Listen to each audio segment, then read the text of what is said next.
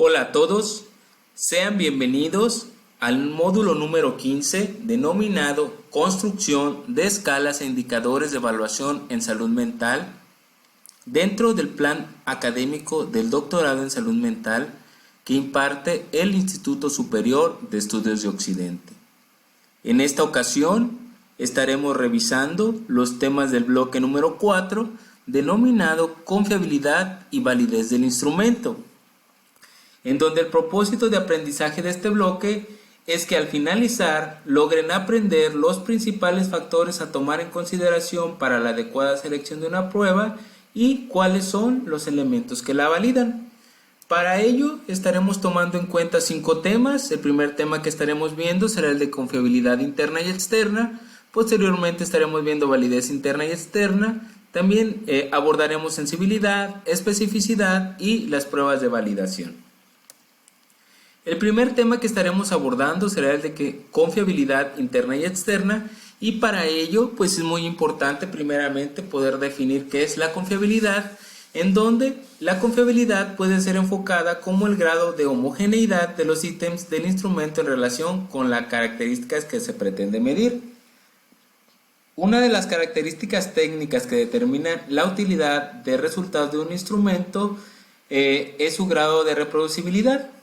Esta se refiere al hecho de que los resultados obtenidos con el instrumento en una determinada ocasión, bajo ciertas condiciones, deberían ser similares si volviéramos a medir el mismo rasgo en condiciones idénticas. Este aspecto de la exactitud con que un instrumento mide lo que se pretende medir es lo que se denomina la confiabilidad de la medida. En este sentido, el término confiabilidad es equivalente a los de estabilidad y predictibilidad. Esta es la acepción que más comúnmente se le da a este término. A partir de ello, entonces, estaremos hablando de la teoría clásica de la confiabilidad, en la cual se abordan 2 temas importantes, lo que es el error de medida y el coeficiente de fiabilidad. El error de medida lo definimos en varios subtemas, como error de estimación de puntuación verdadera, error de sustitución y error de predicción. Pero en sí lo que es el error de medida pues es la diferencia entre la puntuación empírica de un sujeto X y la puntuación verdadera. Y el error de estimación de puntuación verdadera es el error de estimación de la puntuación verdadera y se define como la diferencia entre la puntuación verdadera que un sujeto y su puntuación verdadera pronosticada mediante el modelo de la regresión, que estaremos viendo en nuestros temas ya del bloque número 4. También estaremos hablando del error de sustitución, el cual se define como la diferencia entre las puntuaciones de un sujeto en 2 formas paralelas de un test. O dicho de otra manera, pues el error que se comete al sustituir la puntuación de un sujeto en un test por la puntuación obtenida en una forma paralela de ese mismo test.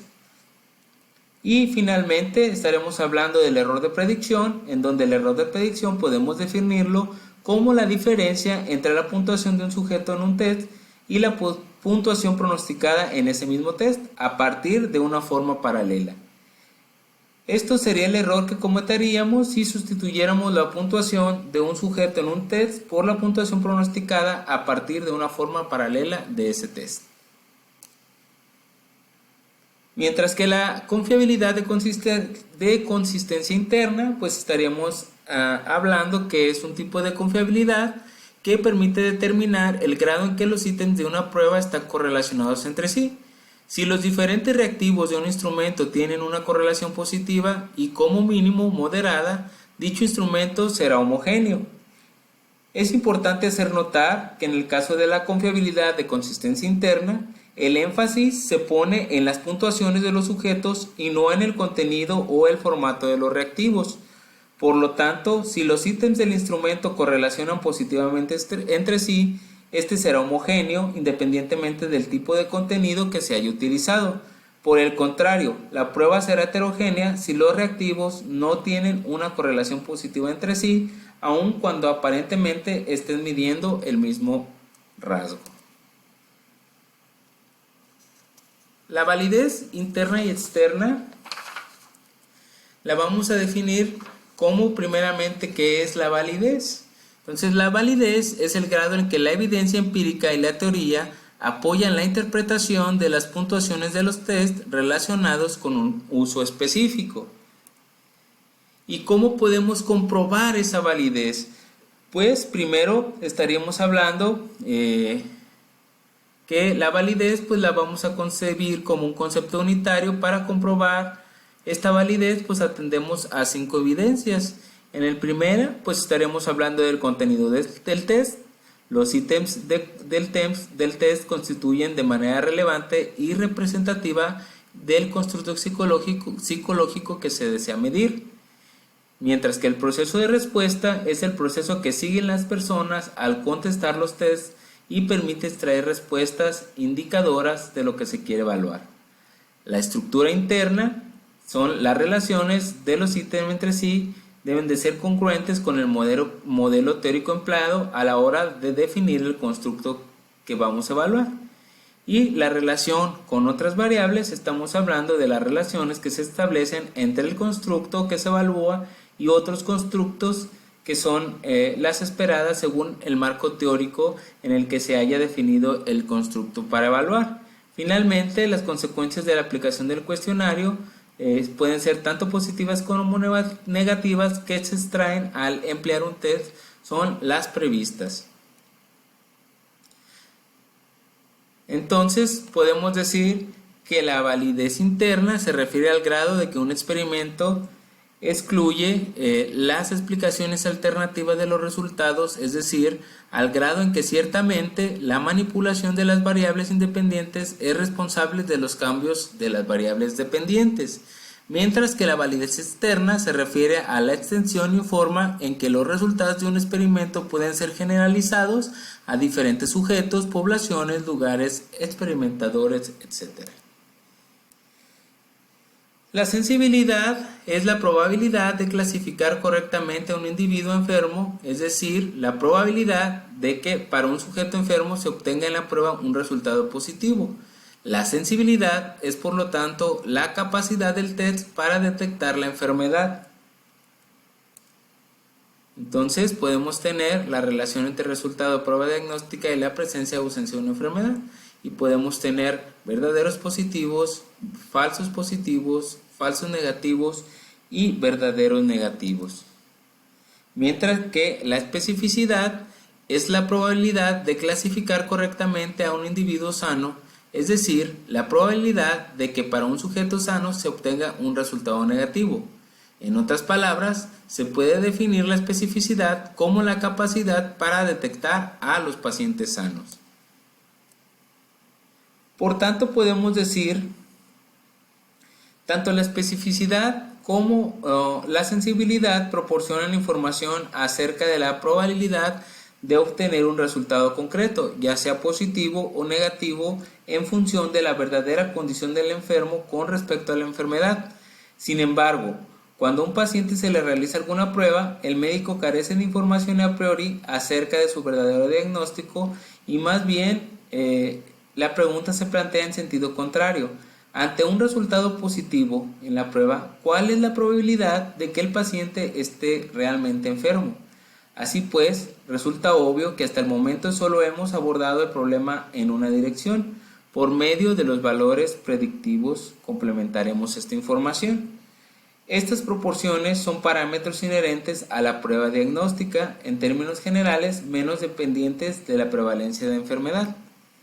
Como se puede inferir, en la definición de sensibilidad y especificidad, la orientación de estos parámetros es en el sentido opuesto al razonamiento de la toma de decisión clínica y por ende su información no es necesariamente útil para el caso.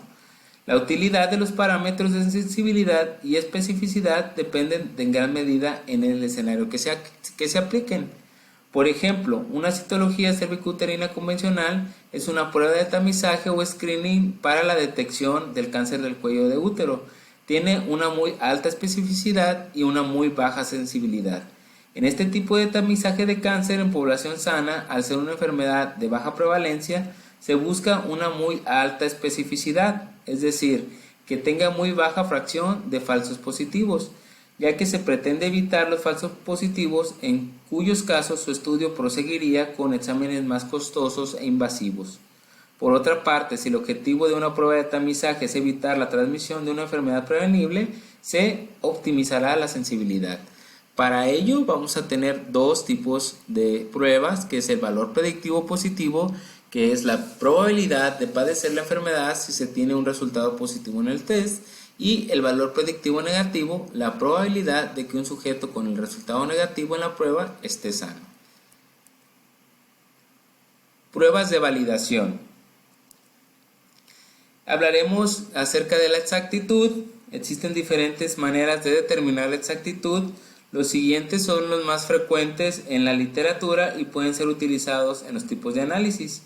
Es decir, podemos utilizar la adición estándar y la comparación con un método oficial. La adición estándar puede ser con placebo o con una muestra. En la comparación con método oficial, validando la muestra, debe ser analizada utilizando el método a validar y un segundo método bien caracterizado, el cual debe tener una exactitud bien definida y establecida.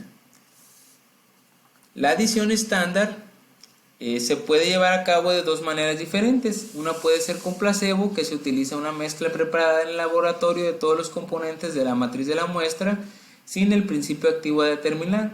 Luego el placebo se enriquece con estándar con muestras cuando es posible contar con un placebo. Este se determina por replicado del contenido promedio del resultado analítico en la muestra con el método a validar. Una vez conocido el contenido promedio, se procede a enriquecer la muestra estándar. Mientras que la precisión, vamos a tener que existen diferentes formas de evaluar la precisión, como la repetibilidad, la precisión intermedia, la reproducibilidad. En términos generales, la precisión debe determinarse analizando un número suficiente de alicuotas que permiten calcular estadísticamente la desviación estándar y la desviación estándar relativa. Finalmente, estaremos hablando de linealidad e intervalo, en donde el comportamiento lineal de un método debe ser demostrado dentro del intervalo en el cual es probable que se trabaje.